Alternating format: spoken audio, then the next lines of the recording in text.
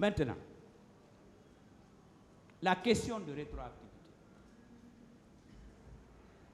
elle se posera. Elle sera soulevée de l'autre côté. Non. Il n'y a pas ce principe-là ici. Pourquoi? Parce que le statut de Rome est entré en vigueur avant les événements du 28 septembre 2009. Pourquoi? Le traité, je l'ai dit, c'est un traité complet. Il prévoit tout, les peines. Et les peines, il n'y a pas de peine de mort dans le traité.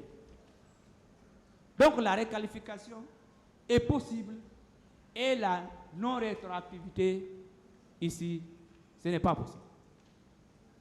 Les faits là, c'est le statut de Rome. Monsieur le Président, je vais terminer parce que pour éviter les redites au niveau de notre collectif, des deux collectifs, je voudrais demander deux choses. Premièrement,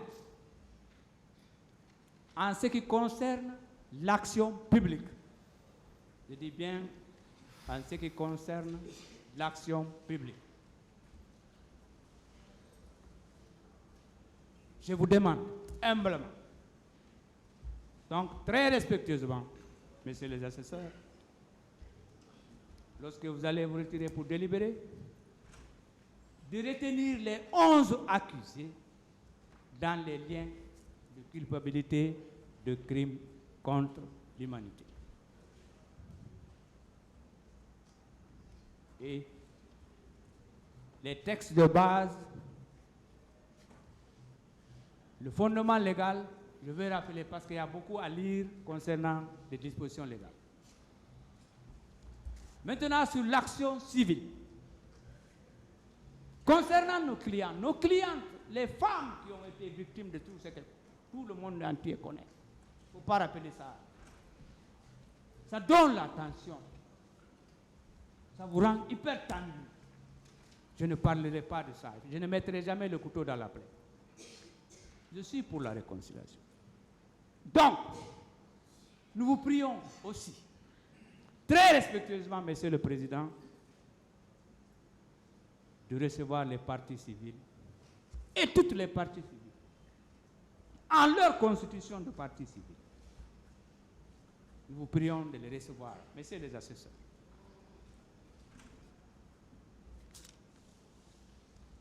Si la constitution est reçue, nous vous prions de déclarer ces constitutions bien et valablement fondées. Monsieur le Président. Et en conséquence, lorsque vous allez déclarer ces constitutions, elles sont nombreuses, recevables et bien fondées, qu'est-ce que nous avons fait? Nous avons dit sauf erreur ou omission. Condamner solidairement, indéfiniment, les accusés renvoyés devant votre juridiction au paiement des sommes suivantes.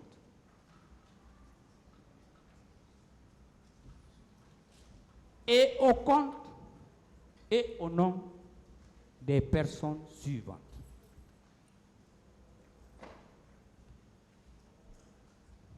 Et là, nous avons fait par infraction, par catégorie de souffrance. Par catégorie de souffrance, la première catégorie nous avons pris pour les cas de mort et de disparus. Nous vous prions d'allouer, de condamner, pour que chaque personne, dont je vais citer le nom, elles ne sont pas nombreuses, à 2 milliards de francs guinéens, pour que chaque victime Ce n'est pas pour le mort ou la morte, mais c'est pour les ayants droit. Pour que chaque ayant droit ait 2 milliards. Donc pour mort et disparu, il y a Fatimatou Diallo, ou madame, Elhaj Nuhu Bari, Mamadou Bayloba, Safiatou Sow, Mamadou Yaya Diallo, Mamoudou Bari, Abdelaman Bari, Kadiatou Bari, Thierno Hamidou Diallo, Ousmane Diallo. Ça, ce sont les cas de disparus et de morts que nous avons. Pour ces personnes-là, nous vous prions très respectueusement de leur allouer 2 milliards de francs guinéens. Chaque personne. Pour les cas de viol et exaction sexuelle, et tout ce qui est assimilé là, c'est un peu difficile de parler de viol. Ça fait mal. Pour ces cas de viol-là, nous sollicitons très respectueusement que votre auguste tribunal leur accorde pour chaque personne 1 milliard 500 millions de francs guinéens. 1 milliard 500 millions de francs guinéens. Il s'agit de Ami Diop, Maïmouna Sidibé, Mariama Bobo Ba, Fatoumata Bari. Pour ces personnes-là, elles sont 4 à notre niveau, en tout cas. Nous souhaitons quand même. Mais on ne peut pas réparer, c'est pour soulager. Quand on casse un œil de quelqu'un, on ne peut pas réparer, on peut vous donner de l'argent, mais on ne peut pas réparer une vie. Pour les cas de torture, une autre catégorie de souffrance, de torture, de séquestration, d'arrestation et de détention illégale. Pour les cas de torture, de séquestration, d'arrestation et de détention illégale, là aussi, nous sollicitons très respectueusement, Monsieur le Président, quand je vous regarde, j'ai envie de pleurer même. 1 milliard 500 millions. Il s'agit de Thierno Mamadou Diallo,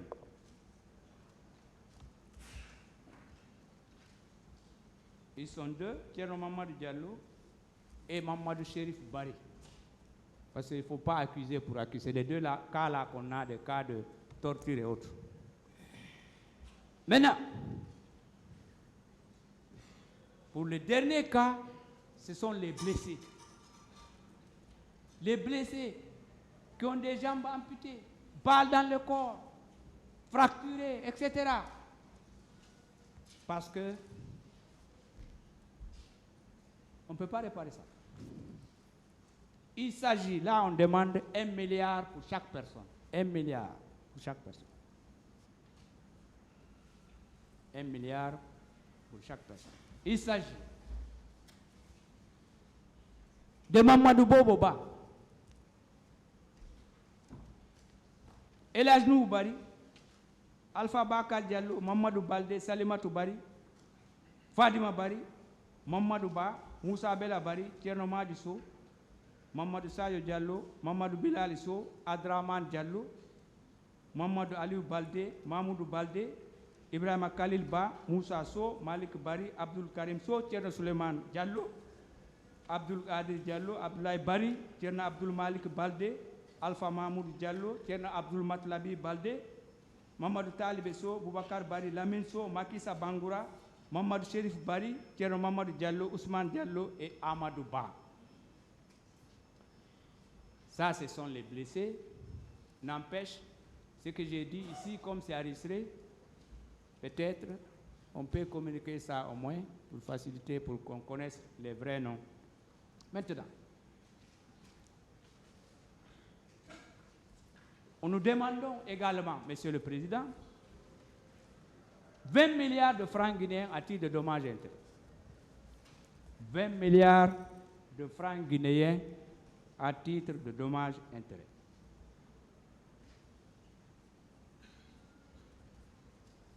Ensuite, 1 million d'astreintes par jour de retard. 1 million d'astreintes par jour s'il y a une condamnation.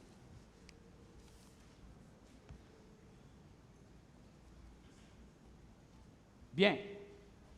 Nous vous prions aussi, c'est de droit, d'ordonner l'application des intérêts légaux moratoires.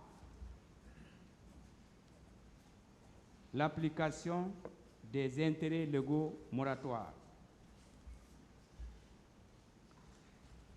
Et également, nous sollicitons l'exécution provisoire de la décision qui interviendra pour les intérêts civils en tout cas.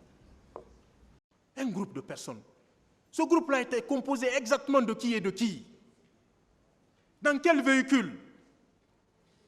Non, ce n'est pas possible. Les déclarations, en tout cas des parties civiles, sont concordantes sur ce point-là. Le matin, à l'Esplanade et à la Fondis, le colonel n'était pas avec un groupe de personnes. Non. Concernant le témoin Escobar, qui a déclaré que tous les hommes de colonel Tchebro étaient coiffés de bérets rouges, sauf lui. Mais aucun béret rouge relevant des services spéciaux, je mets au défi quiconque. C'est ça le procès criminel. Ça fait mal, mais c'est ça.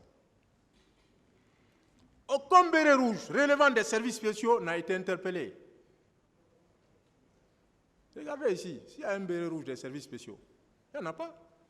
Et ailleurs, au cours de l'instruction, les personnes qui ont été citées, avant l'ordonnance de renvoi, de non-lieu partiel et de requalification, regardez dans l'ordonnance. Farimba, non, gendarme, pas béret rouge, ça a été clair. Sori Kondé, gendarme, on dit non. Mais il faut représenter ce béret rouge-là ici. Ce n'est pas crédible, Monsieur le Président. Parce que il y avait beaucoup, comme il dit, il y avait beaucoup de bérets rouges. Ils étaient nombreux. Mais au moins, il n'a pas eu le courage de citer un d'entre eux ici. Moto dont on a parlé, je l'ai dit tout à l'heure, mon distingué confrère Salomon a démonté pièce par pièce cette construction machiavélique. En tout état de cause, entre les images projetées ici, on a vu le colonel seul, avec un seul garde du corps, des images projetées ici, et la déposition d'un témoin non crédible, le tribunal ne tiendra compte que de ce qu'il a vu ici. Ce qu'il a vu ici. Pas ce qu'on raconte ailleurs, sans aucun élément à l'appui. Je vous ai dit qu'ils sont spécialistes, les parties civiles, le parquet spécialiste d'invention de faits. On a entendu ici, au cours des plaidoiries, ce qui n'a pas fait l'objet de débat. On dit, une remorque, on parle d'une remorque de la destruction de matériel sonore. Qui a parlé ici au cours des débats de la destruction de matériel sonore? N'induisez pas le tribunal en erreur. Ce qui aura été, la loi est claire, ce qui a été contradictoirement débattu devant ce tribunal. Ne vous réveillez pas après. Non, les débats sont clos.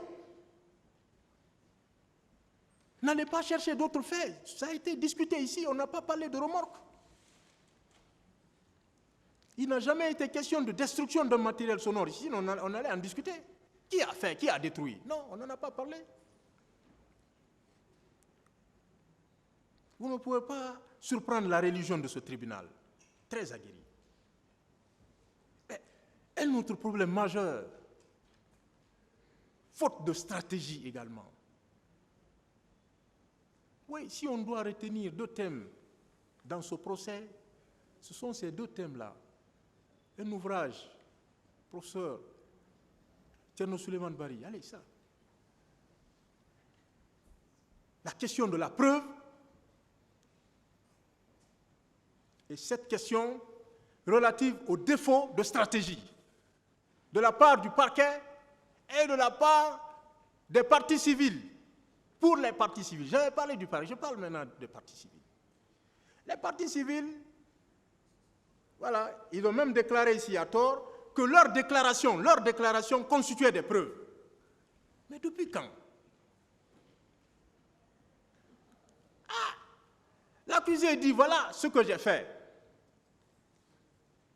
La partie civile dit, voilà ce que moi aussi j'ai fait. Et on veut que le tribunal tienne compte de ce que la partie civile a dit. C'est ça une preuve? Non. C'est à lui de rapporter la preuve. Lui, il se défend, l'accusé se défend. Mais on a renversé. Continuons. L'évaluation du préjudice, ça a été un gâchis du côté des parties civiles. C'est un gâchis, je le dis à haute et intelligible voix. Préjudice corporel, préjudice matériel, préjudice moral. Heureusement que nos professeurs sont encore vivants. M. Fofana est encore là, il est vivant. Moriba Fofana.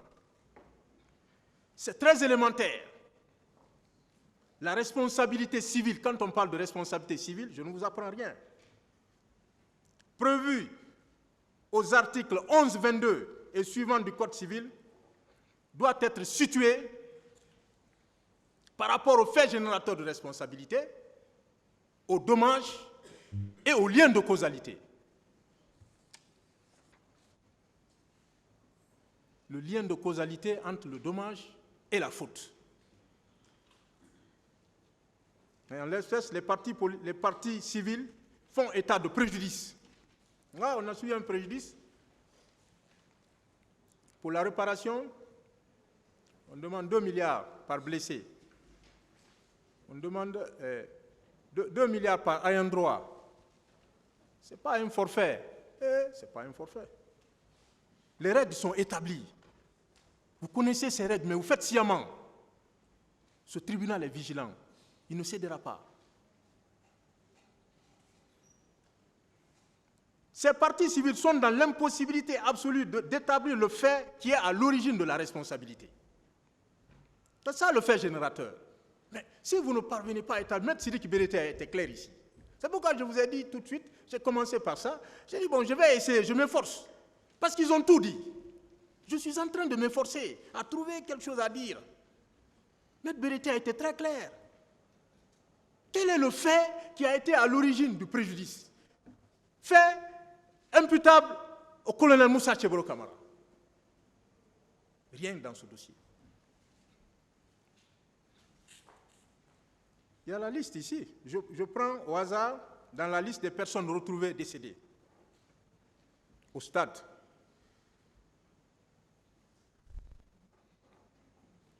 Abouakar Mara, feu Abouakar Mara, par exemple, je considère. Abouakar Sidiki Mara.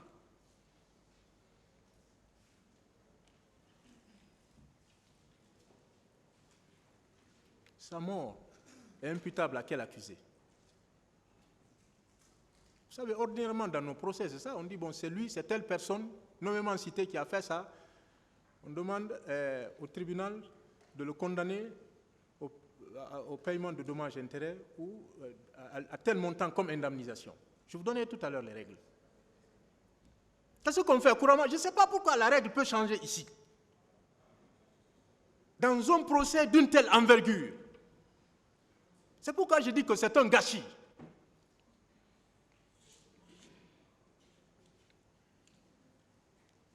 Autrement dit, par le fait de quel accusé il est décédé, on ne dit pas, il n'y a pas de réponse. Pour le cas également de M. Mamadou Korkabari, c'est dans la liste au dossier, dans la catégorie des personnes reçues blessées. Quel est le fait qui est à l'origine de ces blessures? Le fait de qui? De quel accusé? Point d'interrogation. Jusqu'à demain. C'est un défi.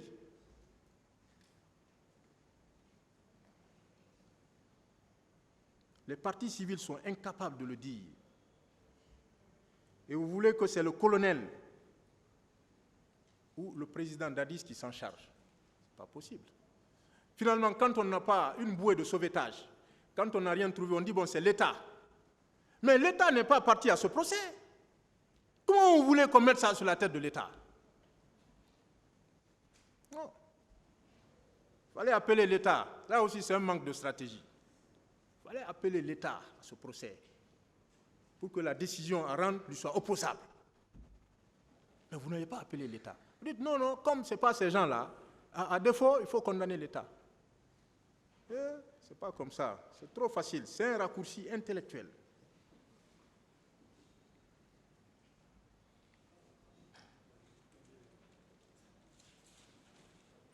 Donc, et ce n'est pas tout. En matière civile, mon professeur est là. C'est lui qui me l'a dit. Maître Amidou Bari, assisté de Maître Thierno Suleiman Bari. C'est eux qui m'ont dit ça. Il incombe à la victime de rapporter la preuve du lien de causalité. Avec l'appui, ils m'ont dit, avec l'appui du professeur Isaac Yankouba Ndiaye. C'est eux qui m'ont dit ça. Mais on ne l'a pas vu ici. En tout état de cause, même si les conditions, je dis même si les conditions étaient réunies, je reviens là-dessus, vous le savez, mais vous voulez, il faut qu'on le redise, vous savez, il faut que ce tribunal soit éclairé. Mais vous voulez obscurcir les choses, cacher les choses. Hein? Non, ce n'est pas possible. L'omerta, c'est de l'autre côté, pas ici.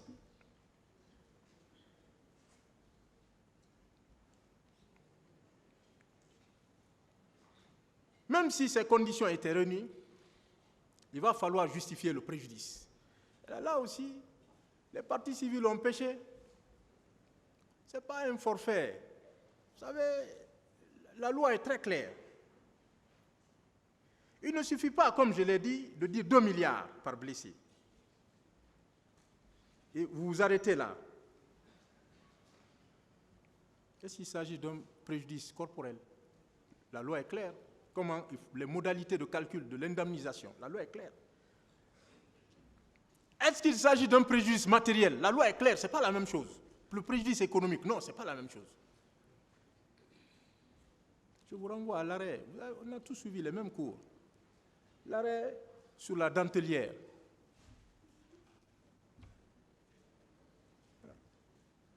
Hein? Préjudice matériel. Vous savez ce que ça a donné? Bon. Et c'est par individu. Chaque blessé, chacun a un droit. Parce que ces personnes n'ont pas les mêmes situations. Excusez-moi, celui qui était marchand à Madina n'a pas la même situation que celui qui était professeur.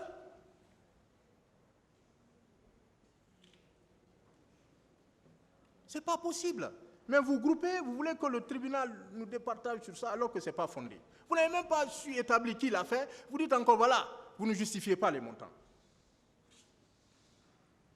Est-ce que c'est un manque à gagner? Est-ce que c'est une perte éprouvée? Vous ne le dites pas. Non, ce n'est pas au tribunal de le dire à votre place. Quel est le degré? Le degré, c'est déterminé par la loi.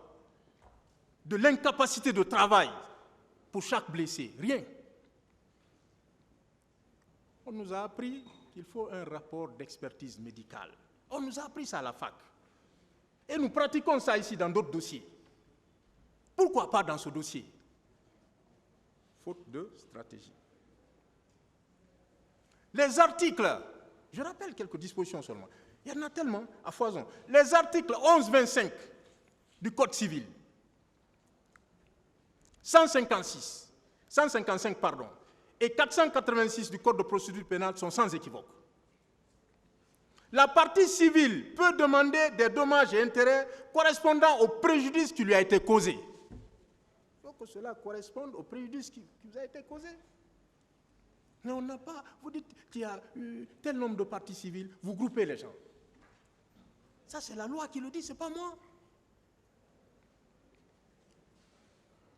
Je vous rappelle la formule de la Cour de cassation qu'on nous a confiée à la fac. Je suis toujours heureux dans un procès, quelle que soit la nature du procès, quelle que soit ma position, de le rappeler. Parce que c'est une formule constante qui n'a jamais varié depuis des années à la Cour de cassation. Empruntée à René Savatier, spécialiste agrégé du droit civil. Il a dit ceci: le propre de la responsabilité civile est de rétablir aussi exactement que possible, je dis bien aussi exactement, ce sont les sciences exactes, aussi exactement que possible l'équilibre détruit par le dommage et de replacer la victime dans la situation où elle se serait trouvée si l'acte dommageable ne s'était pas produit. Et voilà. Depuis que le professeur a dit ça, la Cour de cassation ne se fatigue plus. Allez, il faut que ça soit établi, il faut que ce soit justifié. Par ailleurs, que faisons-nous des règles relatives à la table de mortalité? Le législateur n'a pas prévu ces règles pour rien. Que faisons-nous du barème fonctionnel indicatif des incapacités en droit commun? Ça, c'est le droit aussi. Et il faut savoir le faire. En ce qui vous concerne surtout, l'échelle d'évaluation des souffrances endurées. L'échelle. Vous connaissez cette échelle. Vous faites sciemment. Monsieur le Président, on veut vous induire en erreur. Ils connaissent cette échelle-là. Messieurs les assesseurs. On dit non, dans votre décision, forfait. Non, ça ne marche pas.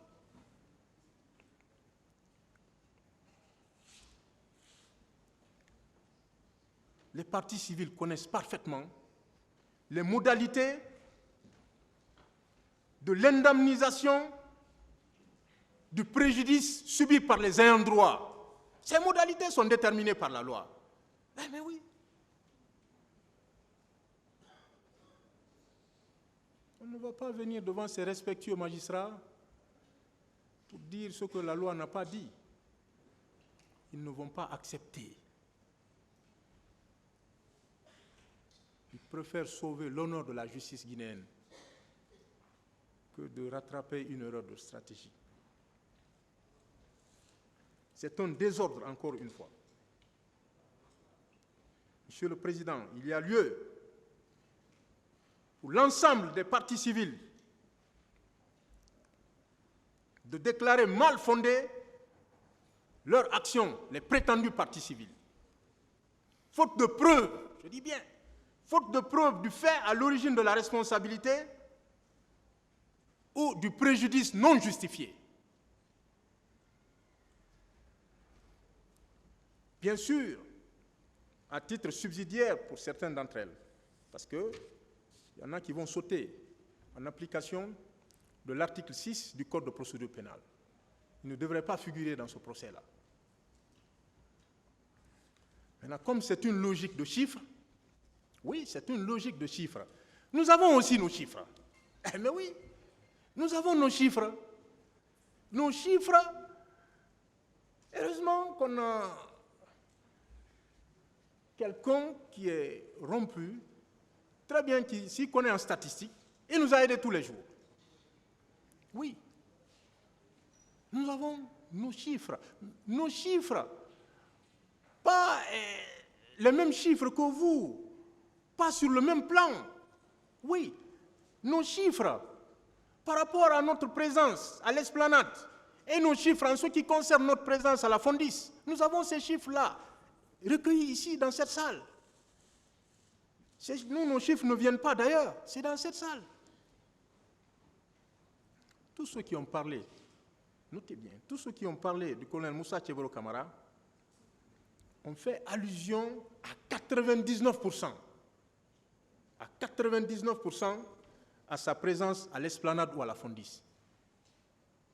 Je mets quiconque au défi de rapporter la preuve contraire. C'est dans le primitif. À l'esplanade, sur 53 personnes supposées victimes, et on dit avoir vu l'accusé, le colonel Moussa Tchebolo Camara, à l'esplanade, 27 ont prononcé chacun un propos propre à lui. Il a dit saccagé, voilà, on va vous tuer tous, ou si vous rentrez, vous verrez ce que vous aurez cherché. Chacun a dit ça diversement. Donc, 27 propos contradictoires concernant sa présence à l'esplanade. Et les 26 autres ont parlé à peu près dans le même sens que lui. À peu près. Ça, c'est des victimes, à peu près dans le même sens que lui. C'est pourquoi je vais profiter de l'occasion. C'est l'occasion de remercier des hommes sages, responsables. Oui, des témoins, pardon, des parties civiles, quand même, qui se disent vraiment, nous ne venons pas pour dire n'importe quoi devant ce tribunal. Non, nous n'accepterons pas. Ce que le colonel a fait, non, nous n'allons pas dire ça. Ce qu'on a vu, c'est ce qu'on va dire. Monsieur Boubacar Al-Gassimou Diallo.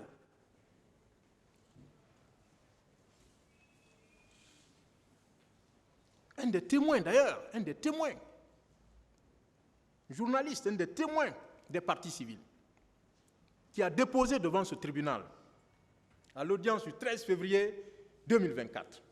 On y reviendra. À la Fondis, sur 11 personnes supposées victimes, et on dit l'avoir vu à cet endroit, 5 ont prononcé différemment un propos concernant sa présence avec les leaders. Et les 6 autres ont à peu près parlé dans le même sens que le colonel. Propos confirmés par certains leaders, parce que ça s'est passé devant ces personnes-là, devant ce tribunal-là. Est-ce que de tels propos contradictoires peuvent asseoir la conviction d'un tribunal? Non. Peuvent asseoir la conviction d'un tribunal criminel pour entrer en condamnation? Je dis non.